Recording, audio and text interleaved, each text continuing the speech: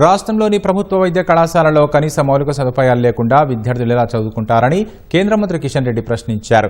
గత బీఆర్ఎస్ ప్రభుత్వం కేంద్రానికి దరఖాస్తు చేయకుండా మేము మెడికల్ కాలేజీలను ఏర్పాటు చేస్తామని చెప్పారని, ఇప్పుడు పరిస్థితి ఎలా ఉందో కనిపిస్తోందన్నారు. మెడికల్ సీట్లు తగ్గకుండా అవసరమైన చర్యలు చేపడతామని కిషన్ రెడ్డి తెలిపారు. తెలంగాణకు ఇవ్వలేదని చెప్పి గొడవ పెట్టారు. మేమే చేసుకుంటామని చెప్పారు. మీరు చెప్పినట్టు వాళ్ళు చేసుకున్నటువంటి మెడికల్ కాలేజీ ఎందుకు సకాలంలో కేంద్ర ప్రభుత్వానికి దరఖాస్తు చేసుకోలేదో ఇప్పుడు ఉన్నటువంటి మెడికల్ కాలేజీలు ఇప్పుడు ఉన్నటువంటి వసతులు చూస్తే అర్థమవుతుంది.